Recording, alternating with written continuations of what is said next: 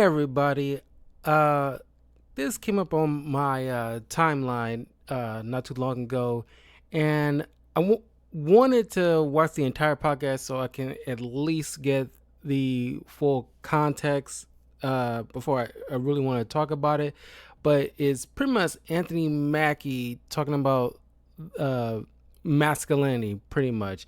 And I wanted to share this really quickly uh, and just have a quick discussion about it. So I know I'm slightly late to the party, but I wanted to make sure that I got it, the whole entire context. But this is a complete stark difference from his press tour in Rome promoting Captain America. But here he is on the Pivot podcast. So encourage you to watch the full podcast so you can get the complete context. But here's the clip of him talking about raising his sons and masculinity. Past 20 years, we've been living through the death of the American male. They have literally killed masculinity in our homes and our communities, for one reason or another. But I raised my boys to be young men. And however you feel about that, you feel about that. Right. But my boys will always be respectful. They will always say, yes, sir, yes, ma'am. No, sir, no, ma'am. They will always say thank you. They will always open a door for a lady. They will always make sure that their mother is taken care and provided for. They will always be men. And that's always since they were 2 years old. Every time I left for a job, I tell my 15-year-old, you're the man of the house. You make sure these doors are locked every night. This alarm is on. You text me or you call me every night before you go to bed and you wake up. I love that. Because we're men. If I'm not there to protect, he got to be there to protect. Because you can have all the money in the world, climb through the window, that money means nothing. Right. You can have all the celebrity in the world, jump through the door, that celebrity means nothing. Yeah. So you got to have in the past. Yeah, I mean, completely agree. And people, might be wondering, oh, he's just probably just speaking. I mean, he is speaking about how he raises boys, but in a broader context, because most people have zero clue. They be asked like, we don't have a good, viewpoint on what positive masculinity is, or like what's the right man that we need to look for. And it's like, it's how Anthony Mackie is presented. This is how, he raises his kids, and that's how, in general, how men are, built in a sense. Whereas, like, we're taught at a young age, about responsibility, looking after the women in our lives, how to, present ourselves out in the world. Yes, sir. Yes, ma'am. All that stuff. And the problem is this, this is like definitely correct. But the problem is most women, or at least most bad faith women who are jaded or, experience so much trauma, where they take the small percentage of bad men and how they wield their masculinity and put it into like it bloomed into this broad stroke that encompasses every man. That's where you get these like rhetorics about the man versus bear stuff and how insulting it is as a man, because even men can agree there are bad men out in the world. Just like you can agree there are some bad women out there in the world. But the difference is that men don't take that small portion of crazy girls and just broad stroke it with every woman, because that'll be illogical. So you wanted to pick a bear, a wild animal, over a guy, a random guy. Might not even be any crazy dude. Might be a man that you might actually know. You don't know. But just to lump them into just this in the same pile is just insulting. Like, masculinity, isn't neither bad or good. It just is. And it's just like you're dealing with just like a bad guy. It doesn't really matter. He's a male. He's just a bad guy. The same stuff he's made up of is the same stuff that the good guy is made up of. And it's just that it's just been piling on over the years, little by little, that we don't notice it at first until it reaches to a certain point that we are right now, to where we're starting to take a look like, how do we get here? It's been kind of insidious in a way where it's just anything the guy does is deemed insecure, controlling. He's an incel. He has a little PP. Like all these, insulting buzzwords just trying to shut the guy down when he's trying to enforce like a boundary, or like he tells his daughter or his girl, hey, don't go dress out like that. He's deemed, controlling. And not all forms of control is bad. You don't tell a cop after you are caught speeding, he hands you a ticket, and you tell the judge you and the cop are being controlling. No, it's put in place because you can potentially hurt yourself and others. So there's a speed limit. Otherwise, it'd be like Fast and Furious out there in the world if we don't control how people drive. So, by that same ethos, men telling their girl or their daughter, okay, don't dress like this because you might end up inviting unwanted attention from certain bad individuals, usually men. Because sure, the good men will take notice to you just as much as the bad men, but it's the bad man that ends up triggering that little response in most women that gets them all hot in the nether reasons, and then you get involved. He turns out not to be as charming as he first present himself.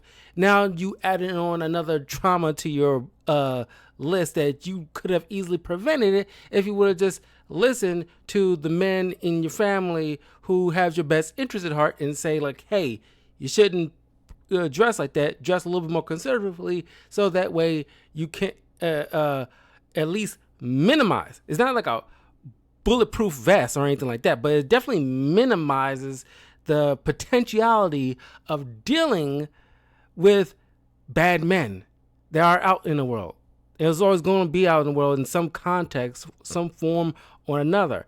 But it's just that now that those bad men that you choose to involve yourself with, now you lump all men in that same broad stroke, whereas like, he's deemed controlling, just like my narcissistic ex-boyfriend. Like, he might have been like using control in a bad way, but the good man will use control in a good way because he has a good character about himself. So he really, really likes you. So therefore, he really want to make sure that nothing happens to you. He opens the door for you. But most cases, a guy opens up the door for a lady, he's met with like with no thank yous, or sometimes there's attitude come with it. Oh, I can hold the door myself kind of thing. Or he's, a guy who just generally wants to come over and, have like a nice conversation with you. I think Anthony Mackie did talk about this.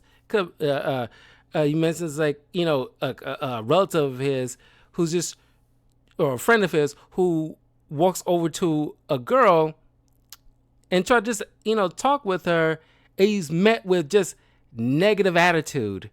Just out the gate. He didn't say anything crazy. He was just like, hey, he's trying to introduce himself pretty much. He didn't even try to run any type of game or anything like that. He's just met with bad attitude, and that is just like where the whole death of masculinity comes into place. Because most women are rewarding bad behavior. You're rewarding those bad dudes because they trigger something in you that most of the good guys ain't gonna try to run that same game. So you were warning these bad men with things like sex and a relationship, and you doing all this because most girls talking like, oh, I pay for his car note. I make sure he did this. Like, you do all those things that generally are good things, but you give it to the people, the type of men that don't deserve it, because they're like the bad boys. You're rewarding the bad boys, and now that you reach a point where you're getting sick of them, so now you don't want to deal with men in general, or you seem like, oh, Chuck is doing this. My ex, used to do the exact same thing, and it hurt me in some kind of way. So he's probably just as bad. And it's like, no, that's not fair. Just because like I can, this pen, Chuck can use a pen to, write down his notes, and that triggers something to you because David uses a pen to, to throw at you when you, whenever he's like in like a bad mood, he throw pens at you or something. I don't know. I'm just saying, you take, some kind of trauma and you put it out on people that didn't hurt you. And now it reached to a boiling point where guys don't want to deal with most women because they met with all this like abrasiveness.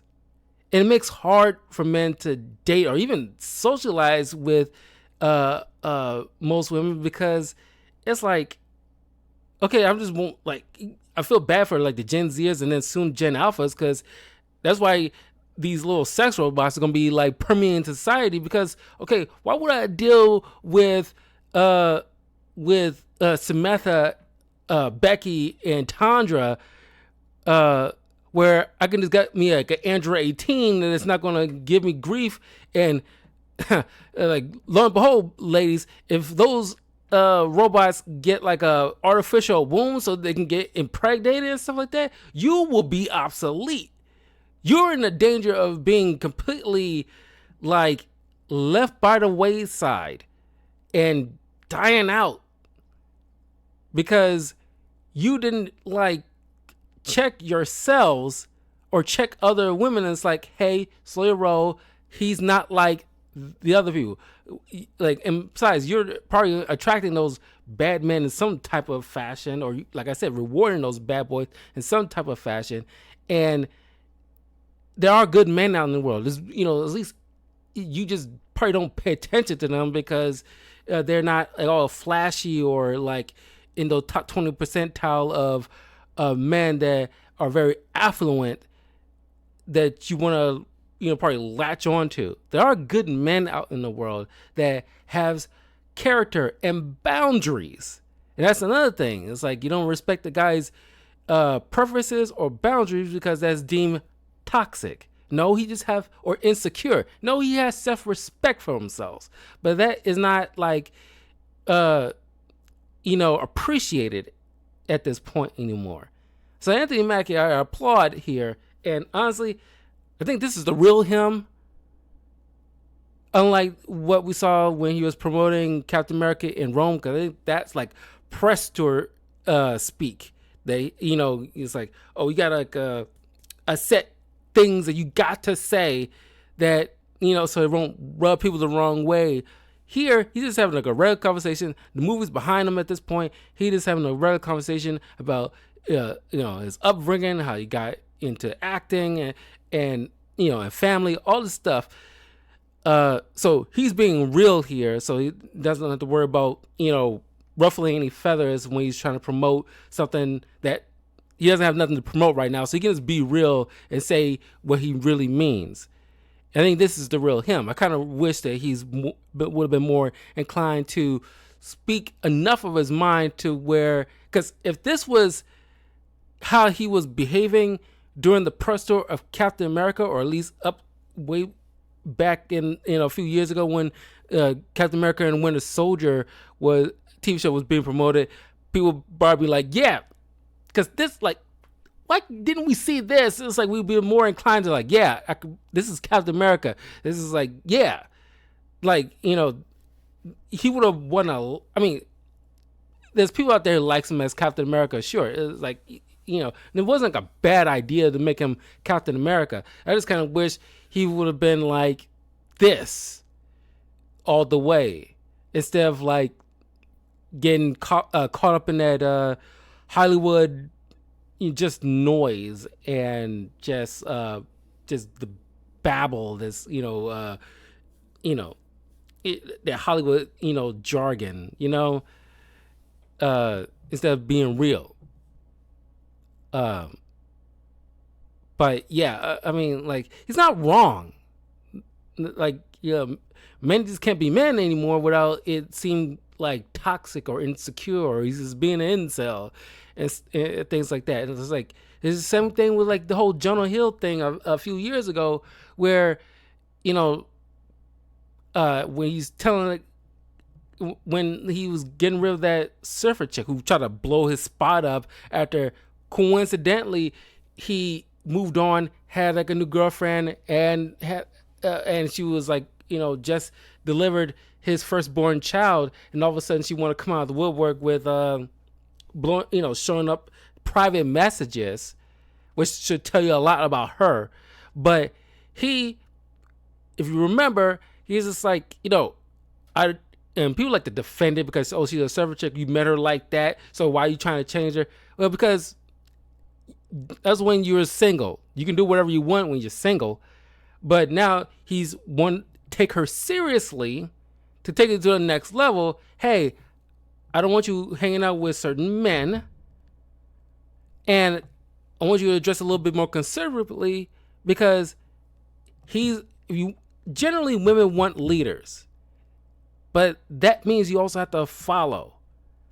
And Jonah Hill, like Anthony Mackie, have status, success. They got good character as men. They ain't out there, wilding and doing drugs, or they ain't beating women or gambling excessively or none of that mess. They standing 10 toes down on their business, and they want the lady that they're with to be on their type of time, follow their lead, because they're going to make sure those ladies are good. But in order to make sure we move in this particular direction, because I got ambition, I have goals, I have a picture in my mind of how I want to lead my own family, but I need you to adhere to that. If you don't, then you can go. Nobody's holding you against your will. But then it's like you get these like white knights on social media. It's like, oh, you met her like that, so you can, like, why are you trying to change her? The same way, like, a guy who used to ride motorcycles all the time, sometimes by his helmet, but when he gets into a relationship and his girl doesn't want him to ride motorcycles all that much, and want to make sure he wears all this protection, because she's thinking about the unit and not about herself, to make sure that he is safe and alive to lead the family that she expects to build with the said guy. So he would change that for her, despite her knowing him before they got together as a guy who rode motorcycles excessively. Same thing. There are certain things that you don't do anymore when you are with a partner. Certain things just gotta stop. And most, in a woman's side of things, it means stop posting half naked stuff sometimes. But once again, that's not respected. Deemed insecure, toxic, controlling, instead of like, the opposite of, because honestly, ask yourself, ladies, would you respect a man who just let you do whatever you want and be a pushover? No, that would be very unattractive. Instead of a guy who's respectively have his own boundaries and won't put up type of mess from you or anybody else, and won't put up your like shit testing at all. It's like, no, hey, you ain't gonna be on my page or anything. Like, there's the door, have a nice life, nobody's holding the gun to your head. That's a sign of security and belief in himself and respect for himself. But that's the whole point. It's like, that's a sign of masculine, like a good masculine man who is on his business. But and applaud Anthony Mackie raising respectable young men, so that way when they grow up, you have more good men out there. But hopefully they will meet proper young ladies who will respect them and not diss them in any type of way, because they have boundaries, and I will put them in their immature crap. But that's pretty much like like wanted to say, because I think like I really wish we got more of this type of behavior from Anthony Mackie, because he is like more based in like than most people probably give him credit for. He's just not allowed to be just real all the time, because when he's on press tours, he got PR people that it's like, hey, you gotta make sure you deviate from talking about this. Don't shake any feathers. We're trying to like get more butts in seats and sell more tickets, so let's not rock the boat so much. I get it, and I think that can probably prove a detriment sometimes, as we saw from the whole Rome situation of why Captain America isn't like stand for whatever thing. The video I did. I talked about it like many moons ago, but this seems like more of the real him. And I think a lot of people can get on board with his thinking, but some might not. Who knows? But anyway, that's my quick thoughts on the situation. But let me know what you guys think, and I will see you guys later.